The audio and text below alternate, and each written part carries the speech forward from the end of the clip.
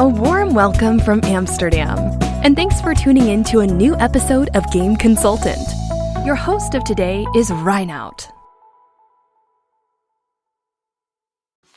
Hello and welcome to a new episode of Game Consultant. It's March the 29th. It's a Sunday, and over here in Holland the sun is shining.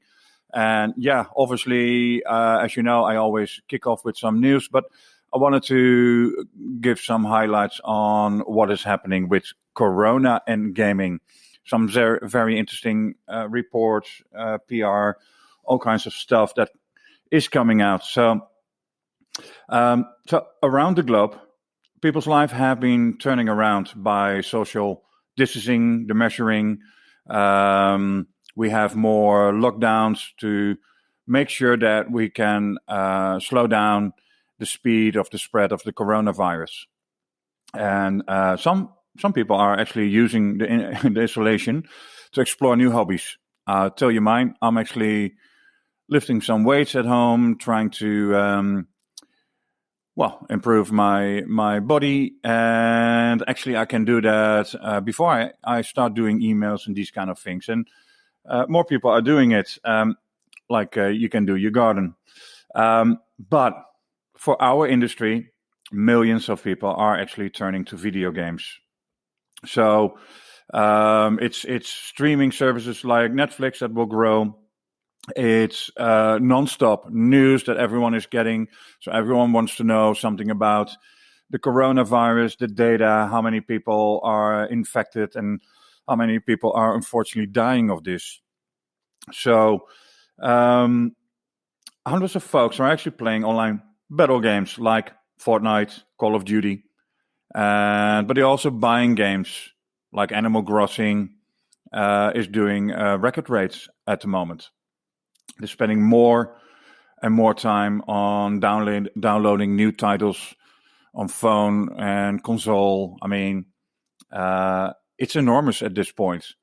And I feel that on one hand, it's as a saying in Dutch, and it feels really bad that I'm saying it, but it says de een zijn dood is de ander zijn brood. One person's death is the other one's bread. And I'm trying to temper some of the responses I'm getting from people. Like, it's really going bazongas good. It's anyways, it's something I just wanted to say. It looks good. It looks very nice. And I think we all are excited to see that our industry seems to be less hurt. But then, in any case, so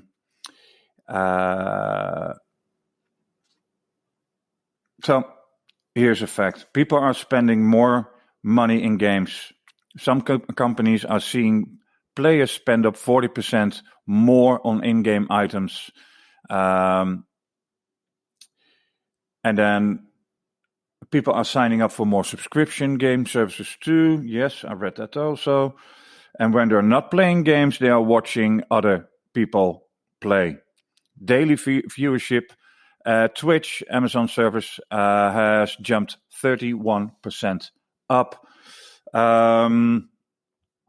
All in all, I could go on and tell you more about news, but for this week, I just wanted to not talk about the news. I wanted to talk about the people out there, the people that fight for us and with us, together with us, as much as we can, but definitely the people that are in the front lines. People in hospitals, people that make sure that every public service is still ongoing. And we can say as a game industry that we're doing well. Well, here's the thought. Put your money where your mouth is.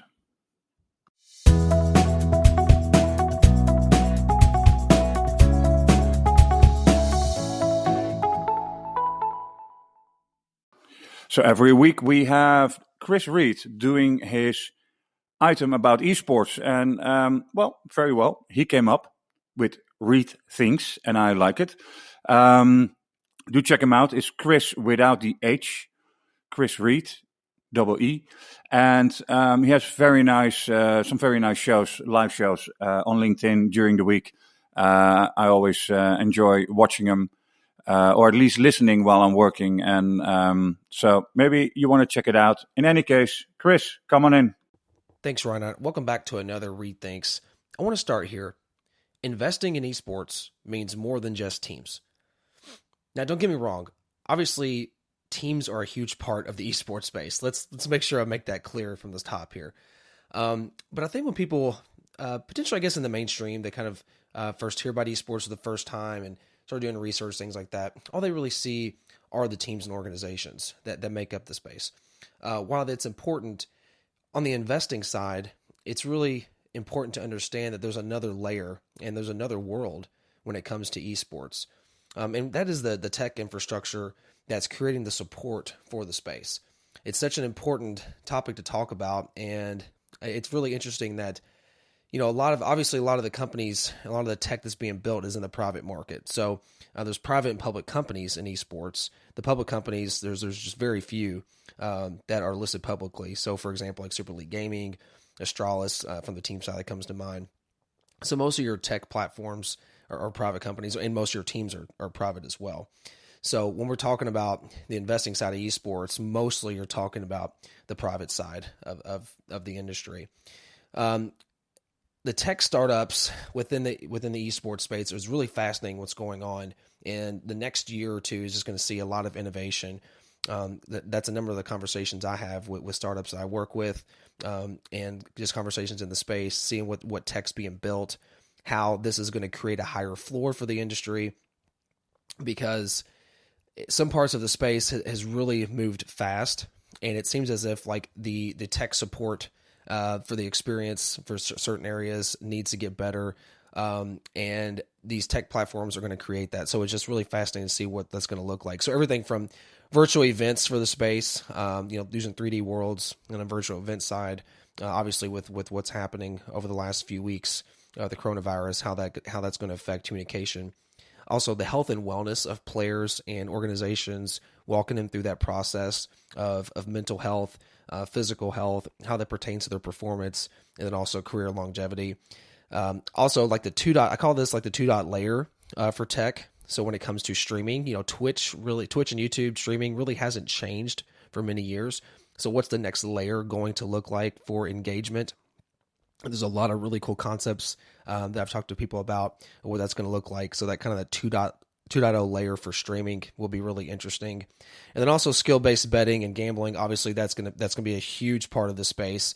Look, regulation is coming. It's going to legitimize the space because obviously it's been rife with cheating and things like that. So that's going to be really important. Some people obviously, you hear the word regulation and it has a negative connotation, but I think it's going to help legitimize skill-based betting and gambling in the space, and that also includes like fantasy, esports, and then like prop betting in game and things like that. So all that's coming.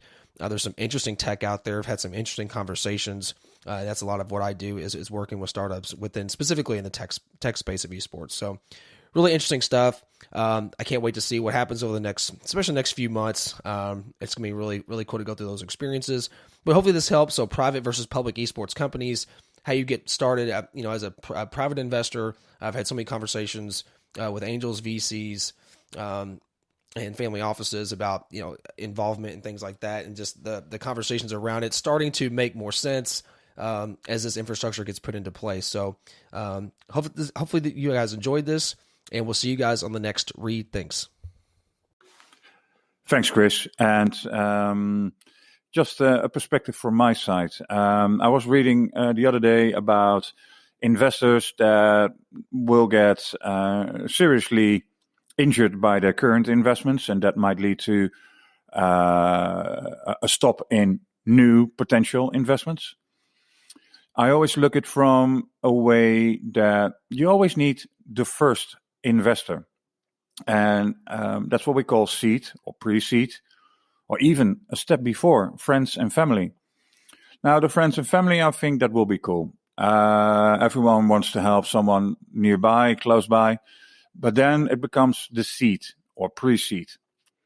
And a lot of times those are entrepreneurs that have done well in the past. And with banks being very conservative with interest rates, they actually were investing more and more in tech.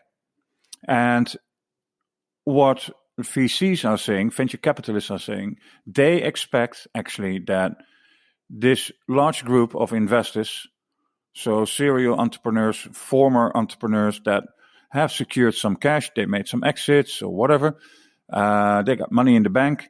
And right now it's interesting to see if they, in the next following months, will keep investing in interesting tech companies. I believe if they stagnate, if they are actually scared to invest, it's going to hurt investing in general. And that means for any tech company out there, including esports. So, interesting to follow that together with Cris. In any case, yeah, it's a shaky 220, that's for sure.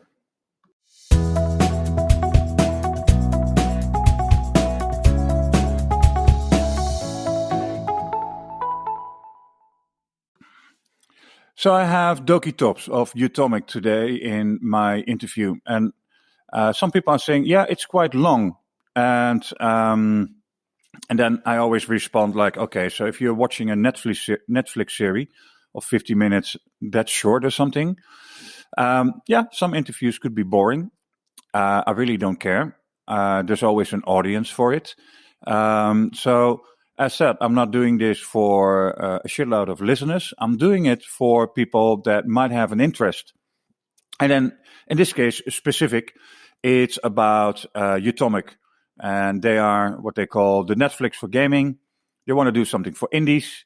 Doki is in the business for a long time. A lot of people know him. He has gone to conferences, has a pretty good insight when it comes to what is streaming, what is in the cloud. He's highly technical.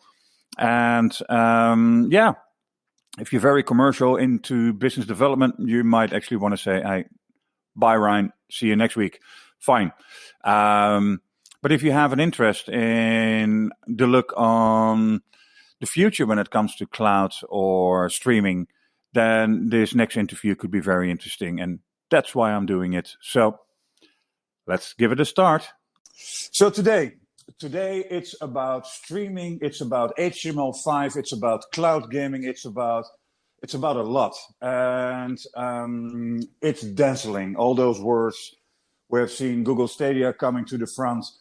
But there is a company that I have been following for a long time. And pre-recorded to this, the person that I'm interviewing today, Doki Tops, CEO of Utomik, founder of Utomik, together with some friends.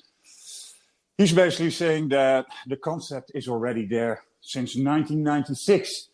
And that's, again, what I always say and feel. A lot of things in the gaming industry are actually being put forward as in something new, innovative, but in essence, it was already there.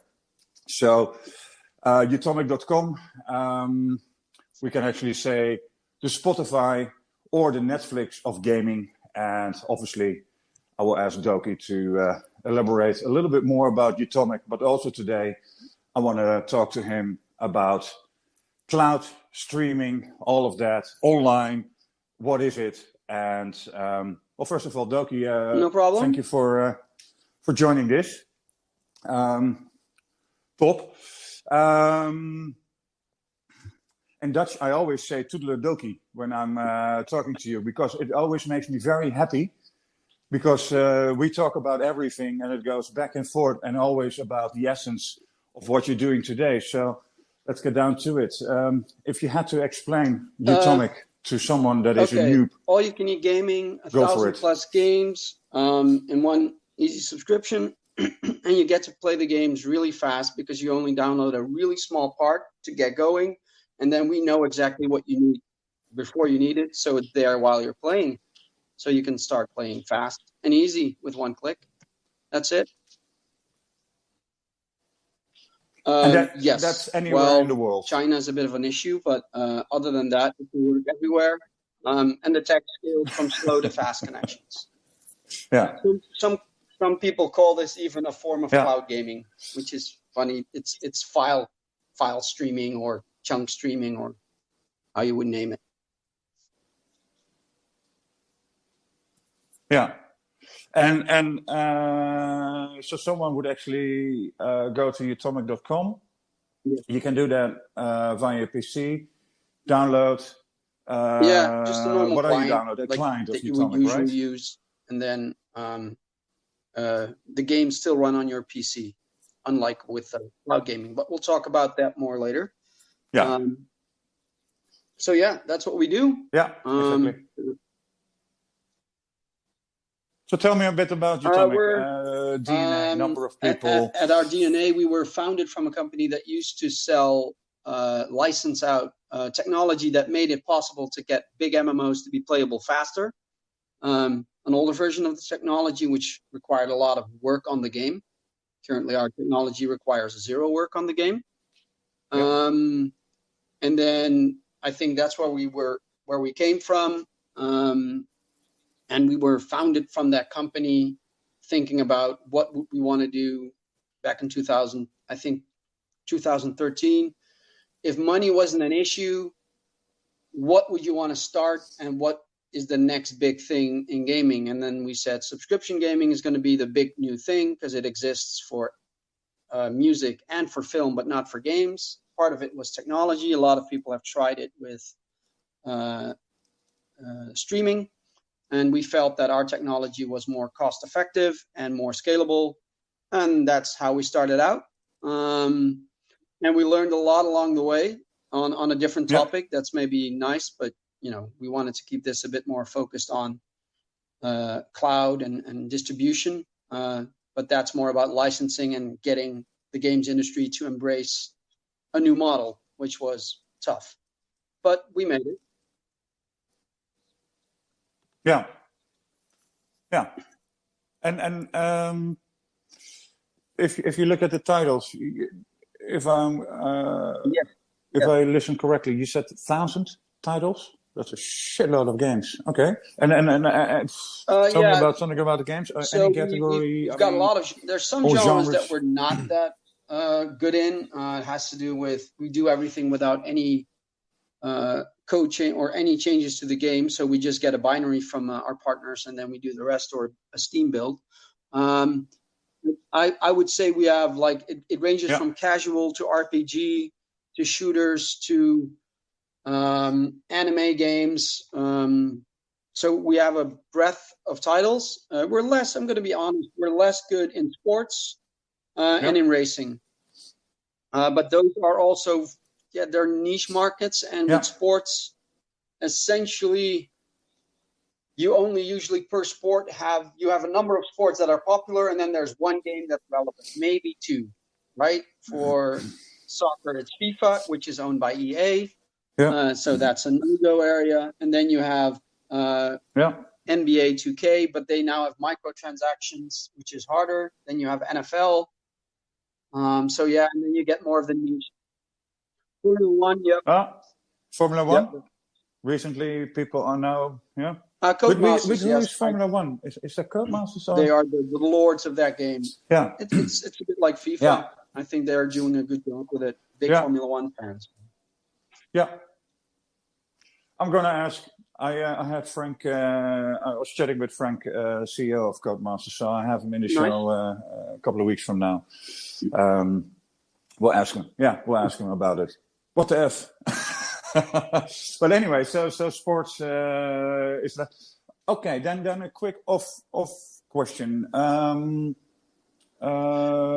connection with esports from Utomik? I never asked you that question, but that's something that's buzzing. We do know from the past that some of the esports people really loved our platform because basically they have their core game, and then Utomik is a really quick way to find another game to play. But esports, we see other opportunities there, but I feel that we need to take our technology and do something else, maybe entirely, and have a different approach. I think doing esports within the confinement of subscription gaming is a bit more difficult, I would say. So that has been my conclusion thus far, also after talking to you about it and some other people. But it's something that's on my mind.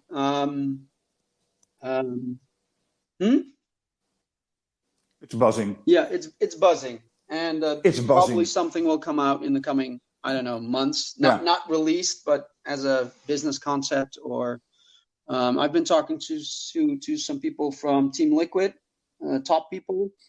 So yeah, it's an interesting space, and also very fun to learn new things, I would say. Cool. And then the topic that I'm enjoying, because I just want to finally get it clear, and I think some of the people that are listening have similar, because it was a topic I was asking people, like, what are fun topics, and actually it came up with Google Stadia. What is Google Stadia? How's it different towards other players in the market? So if I'm reading the regular news, I'm hearing companies saying like, yeah, we're online. The other are in the cloud. The other one is streaming, and then you get a mix of it. In essence, if you had to make it very clear to us, the noobs, what is what? What is cloud? What is streaming? What is the difference? And then you have still HTML5. How does that world look like? I'll cut it up a bit. Elaborate. Cloud is nothing more than a server that you don't own. That is hosted by someone else, essentially. And then you make it, and making it a scalable cloud means that you can launch new servers without, calling someone to buy them for you. Back in the past, back in the NCSoft days, I've heard so many stories. But I digress. So and then you can do virtual machines, which is you have one single real machine on which you virtualize different operating systems, like 10 machines of Windows running on one actual machine. That's why they call it a virtual machine. And that's cloud. Streaming is a really fun term. You have streaming in the context of Netflix and Spotify, means that you're sending pieces of data, music data, to a computer that then transcodes it and plays the music. With Utomik, streaming means we stream in bits of code, or not code, data from the game, and then the game runs and executes and uses that data. And then you have, as we now call, thanks to Gaikai, cloud streaming. And that is when you do something else. You stream, it's basically a video stream of a game running elsewhere. My voice.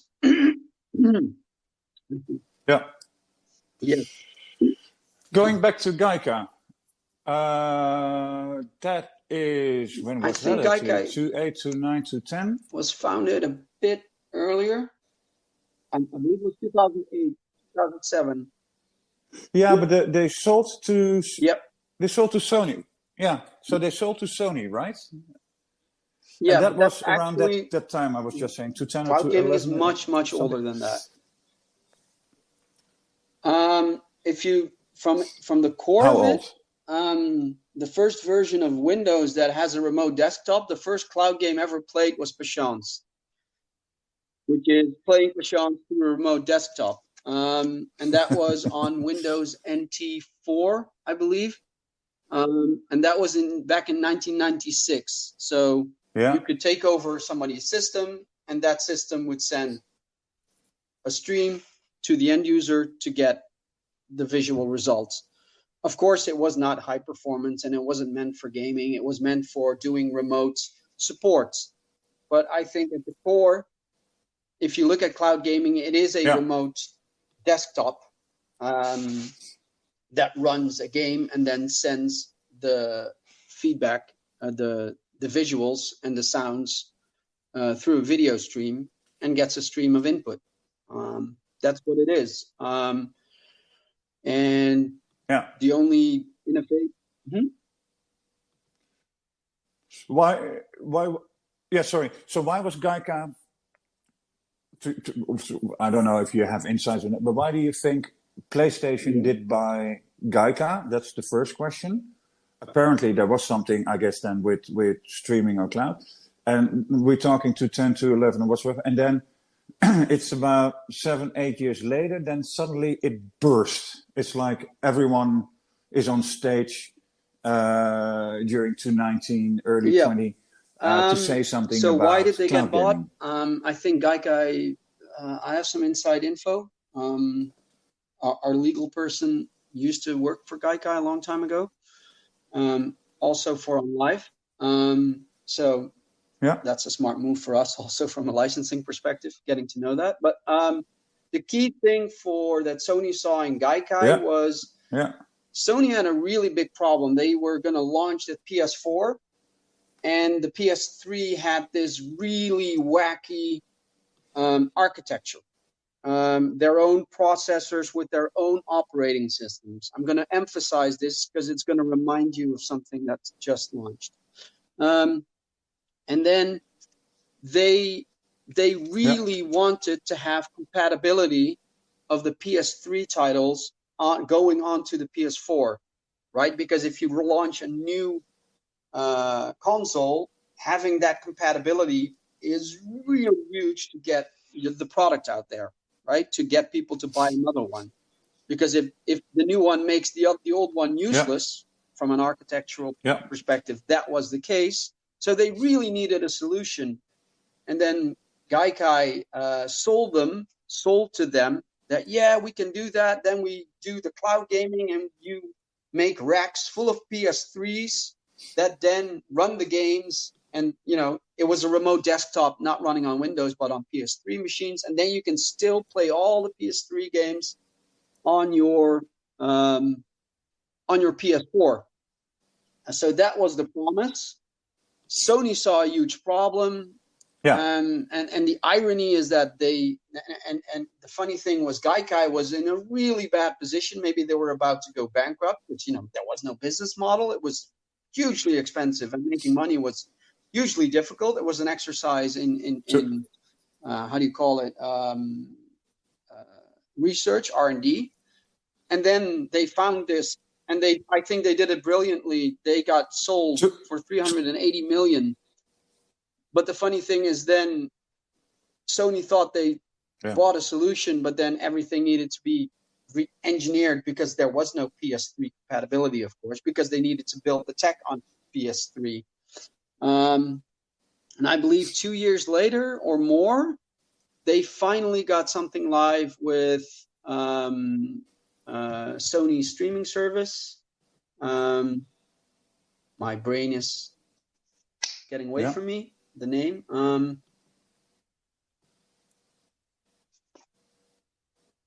Okay. Well, I'm blanking. But then the streaming service finally got live. I believe they invested another $250 million to get it going. And then at the current stage, a while ago there was an article where Sony revealed a price cut in the service. And I know where the price cut came from because there was another little announcement that 70% of the people were now downloading the games instead of playing them through the cloud because they preferred to just wait a little and play. So that was and that's how they got to cut the costs and cut the price of the product. So that's the story of Gaikai, I would say, as far as I know. So can we?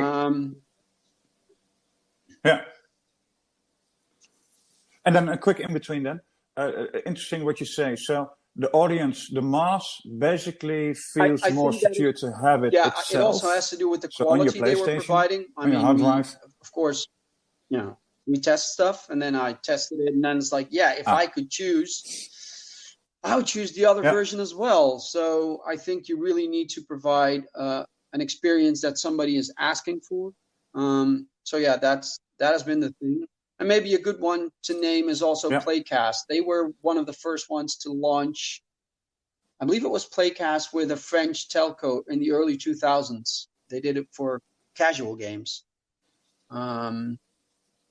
It's pretty funny. But yeah, it's interesting what they did, because I'm learning. Essentially, you're using like the most heavy machine ever built. Like the most heavy servers are always cloud gaming servers or render farms, but that's basically what they are. And then they use it to play the simplest of games, which is casual games, which can run on almost anything on fumes because they're usually HTML5. And Playcast was a cloud gaming service company based in Israel. In 2015, Playcast merged with cloud gaming company Gamefly. And EA also had the IP of Gaikai because they did a deal with Gaikai. And many licensing deals have a clause that says, hey, if you get sold, I want to have access to the IP, because you don't want to license an essential service and then the service gets bought and then your core of your business is done for you. So that's funny as well.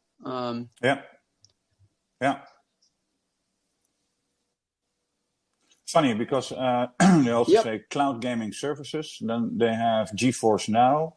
They have Utomik, PlayStation Now, Stadia, Liquid Sky. Streaming service. Funny. While we're not. And for me, it used to really piss me off because it's factually wrong that we are a cloud streaming service.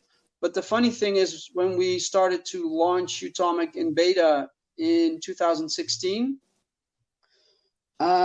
we also had a lot of we put it on our website. We put a lot of text on there explaining that you only download a small part and then you can start playing faster.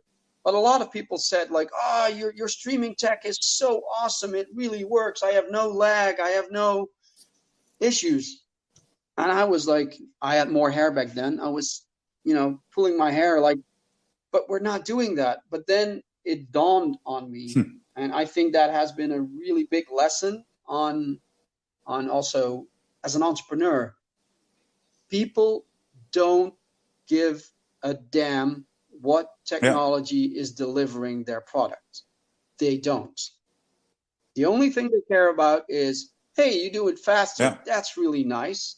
I don't have patching. I don't have updates. That's really nice. So that's what they care about, because I can get angry, but they will. It's also the biggest compliment we could have gotten, because people saying as a file streamer that they perceive you as being a pixel streamer means that your tech is really doing its job. I feel the biggest mistake that cloud gaming has made, and I think we initially also made that mistake, is to put the technology front and center. The technology should serve a need. And you asked the question, to get back to the thread in this podcast.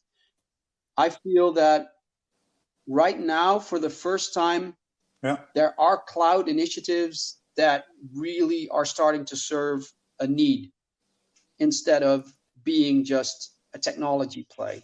And I think, is Microsoft cloud gaming, their xCloud, is that one to take shit? Yeah, I think so, because I believe the same thing.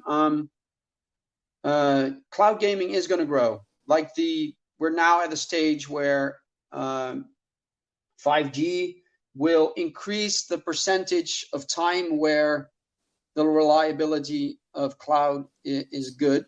So it will become a thing, but being the only way to distribute games is A, not feasible, B, economically insane, because why would you run stuff on a different machine when the local machine can run it perfectly fine? You also have companies such as Hatch, which stream the instructions of rendering instead of the video stream, which is also an interesting. Then you still need the hardware, but you still get instant play. So it's an even different take on how you can approach instant play. So yeah, that's cloud gaming for me in a nutshell. Maybe it's good to get back to Google or to get because I think there has been, as you said, there have been many events last year. Because they are the 10-ton gorilla company in the world. Then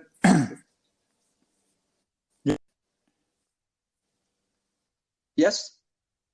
Yeah.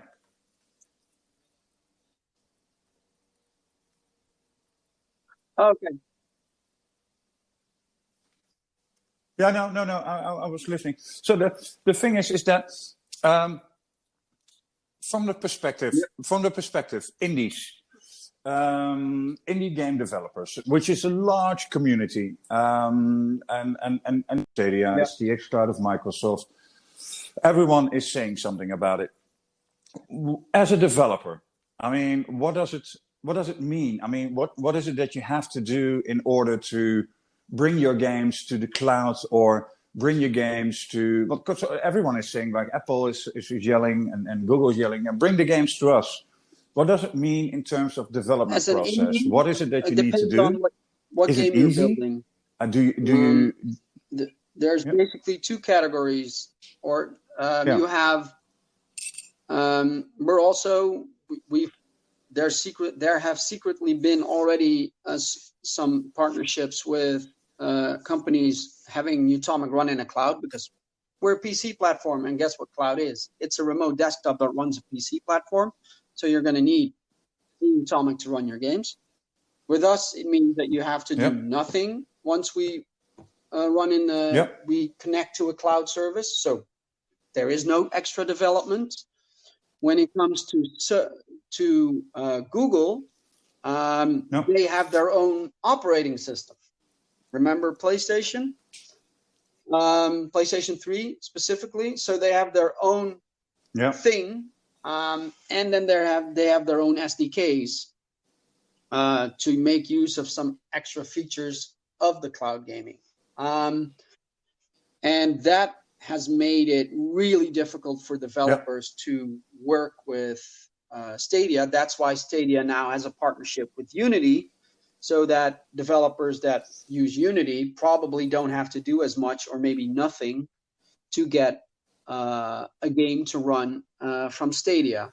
Right now, as cloud gaming is a remote desktop usually, the effort for a developer should actually be zero. I mean, if you look at Shadow, which basically gives people a remote, a machine, basically you're renting a machine in the cloud, the server you don't own, to play your games on for a fixed fee per month. Or Vortex does the same thing. And then Project Rainway also does the same thing. So if you have a PC game, it's prepared for cloud. Where the nuance comes, where you can do development, is that Bethesda has made some interesting technology that can optimize your renderer to really make the cloud performance faster and reduce the amount of latency, which latency is a difficult term for the delay you have caused by sending input to a server, rendering the frame, sending it back to the user. They can do then special stuff to make that faster. So that's an interesting thing. And some people are doing API connections. And this is where I think cloud gaming will become more than just another way to distribute games, but it will become a different way to experience esports. That's where you can do integrations where you have SDKs that allow you to put different cameras in your world, and all those cameras can generate streams to broadcast. So while somebody is playing, you're looking at this, you can watch that play through different angles. And I think that is something of great interest for cloud gaming as well. And the other thing where I feel cloud gaming will become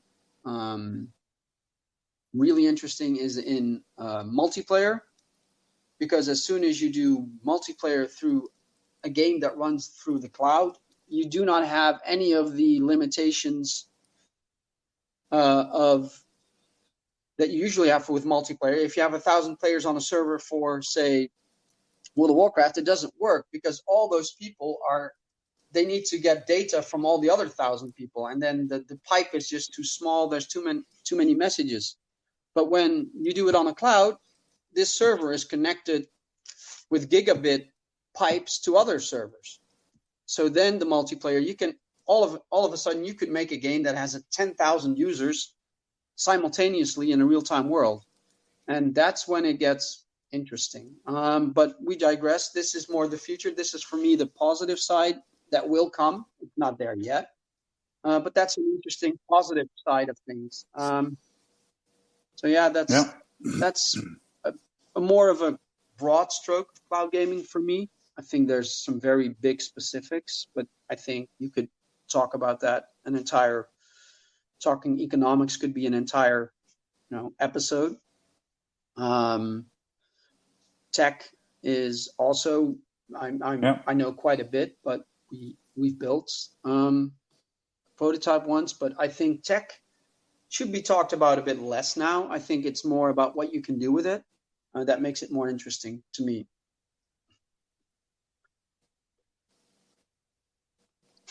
Yeah. So, if you look at all these different kind of solutions, to me it sounds a bit decentralized. Does it mean that as a developer I do have to reach out to all these companies separately, and then I have to work with different kind of tech teams of those companies in order to get my games in front of their audience? Yeah, that could well be the case. A lot of them don't need any. It depends on the implementation. This is also where we as Utomik see an opportunity to maybe play a role in making games available through the cloud in a more unified way, where we can onboard a game onto our platform with zero effort and then get it into all these different solutions, because you also have Ubitus, you have Black Nuts, you have all kinds of cloud providers. And one of the key decisions Utomik made, I usually don't talk about Utomik a lot when I'm in this type of context, but I think it's relevant now, is that when we founded Utomik, we called it the $1 billion question. It was like everybody has a Steam build. And our rule was the developer should have zero work, because I used to be an indie developer. You have zero, you can barely breathe and have food, right? So every resource is scarce. So getting a little bit more development for an SDK is just too much work. So we said it needs to be zero work. So then, and also a lot of these SDKs add zero value. They're all doing the same thing, achievements or leaderboards or save games or whatever. So we've built Utomik from the ground up, making sure that that there is an API and that we have, and there could be an SDK, but we're compatible with Steam so that somebody only has to implement something once, and then we don't add any friction or any work. And also the integration is done by us, meaning also there's no extra work that needs to be done. And I think this hunger for a lot of platforms to always create their own SDKs, I think it's a way of creating lock-in, but I think it's anti. There was a speech from Tim Sweeney at DICE, and he called it we should stop as an industry being anti-consumer, and I really agree with him. A lot of the stuff, what Google did with Stadia is so anti-consumer, because the amount of content on the platform is what everybody's complaining about, but and it's also anti-developer, because they created this whole new SDK while they could have also used Windows machines. Imagine if Google would have said any PC game that exists out there in the world could run on Stadia. Like Utomik can enable that, by the way. It's funny. That would be like, wow, and it's no work for you. That would be something everybody would love. But instead, they chose a path of over-engineering something, I think. So yeah, conclusion for me is that I think conclusion. I think the future is looking bright for indie developers because I think there's more companies fighting the good fight and making sure that they have less work. And at the end of the day, there will be indies that will put their games on Stadia right now because they're getting a ton of money for it. I do believe that Google is not as loved. When I was at DICE, people were just not respectful because a lot of people in the games industry feel that Google they have no love for the industry, as they would say it. They come there as businessmen. And there's no passion. They're not doing it with a passion. And even though there's a lot of competitors and competitiveness in this industry, there's a real shared passion. And I think I don't know how that will impact Google. I mean, I found it really astounding that from an executive level, there was disrespect. So people were a bit laughing about it. I've never seen that before because they were. Yeah. I think it has to do with the amount of money they spent on launching this and then the results they're getting. I think a lot of people are a bit peeved by the arrogance of Google, thinking they could come in, snap their fingers and be awesome. And everything is a money game. I mean, it's a money game to them. Well, obviously it is for a lot of people, but the Epic Store is built on a lot of money being spent on getting exclusives, but it's built on money, vision, and passion. If you get what I mean, it's and it's not or. It's not just a check. So it's curious how Google will develop. I mean, I think at the core of its heart, Google is a tech company, a service company, and not a content company.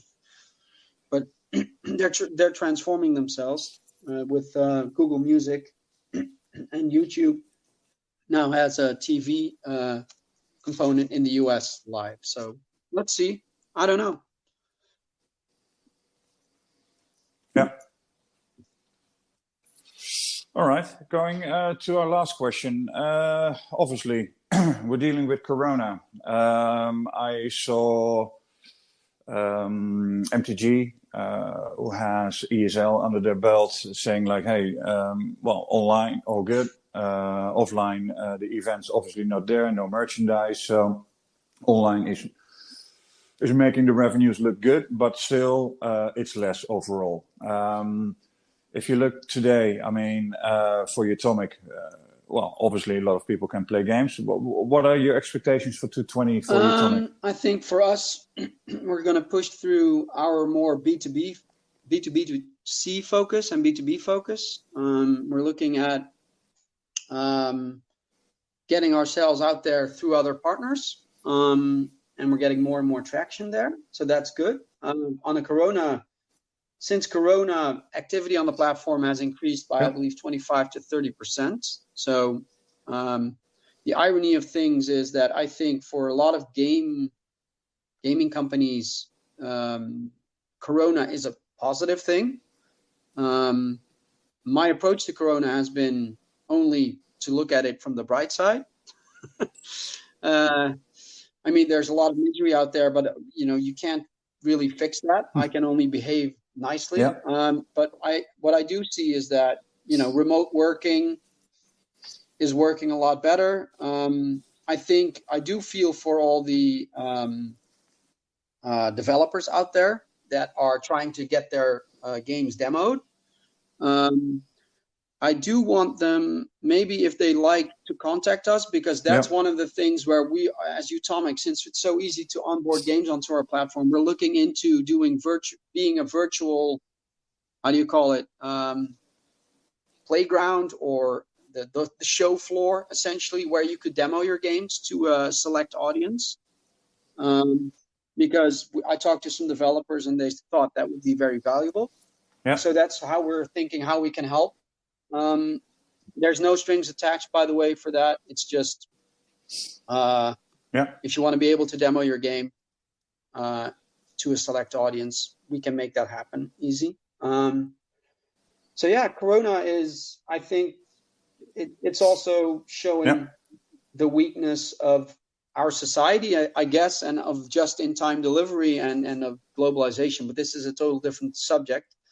But I think people have been more positive towards one another, in my area, at least. I think the U.S. is a bit of a different animal, the way I look at it. But I think overall here, I think it's going to be a brighter world once it subsides or, becomes controllable, because it will never go away. It will just become something that, hopefully we'll all become immune to. For me personally, I'm really concerned for my mom and dad, because they are really in the risk category. If they get it, they will have a high likelihood of,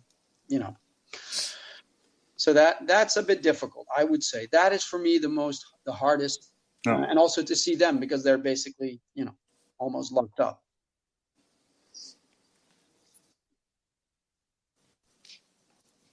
Yeah, it's a hard time for every one of us, and obviously also like in financial ways for a lot of companies. It's so many solutions are being brought up, even for the issues that we have, right? So doing online events. I mean, I'm not saying there's no pain, but I mean, when you're a shop owner or when you own a restaurant, I mean, that is pain. I mean, 3 months of zero revenue, paying rent, paying your staff. I mean, I don't think the gaming industry devastating has that kind of pain right now. I think we're one of the few that are actually a lot of them are getting more revenue. If you already have existing games, I mean, so for me, it feels hard to complain. If I know some people that have that other issue, and I'm like, we're fine. It's a nuisance, but we're fine. We're fine. Let's support all the people that have to, work in hospitals, and have the jobs that are really being cut entirely.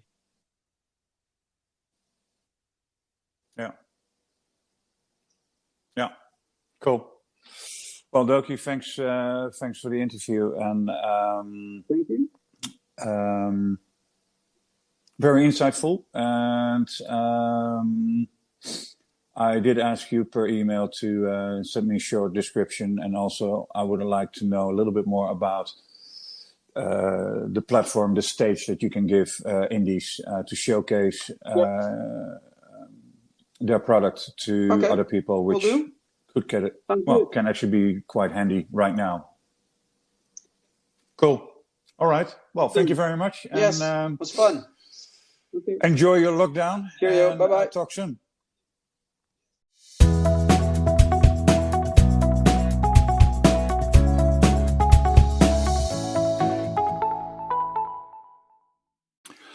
So that was all for today, folks. Episode 15. And it's going to be about 55 minutes. As I said, if it's too long, then apparently it wasn't interesting for you. If you're still listening and you hear this, then it was interesting and I'm happy. That's all that I do care. I'm doing this podcast, again, to inspire people. I'm doing this podcast to give insights and trying to use my network. That's fun. And but there's also one other thing I just wanted to mention, and that is a lot of people are being hurt right now. And when a politician here in the Netherlands said, look after other citizens, your friends, family, everyone was a bit jokey about it. But looking back on it, he couldn't be more precise. So people are getting hurt. People are sometimes in situations, bad financial situations. So our industry is doing well. Games is up and rising. That's all nice. But let's see if we can help. And if you can, just do it. Anyways, I have on Wednesday a new episode 16. It's Malte from Bitcraft. Bitcraft, I know for sure a lot of you know that they're very active in the gaming space. Would like to know more about what they're doing, their vision, their mission, and etc., etc. So, want to thank you for listening, and ciao for now.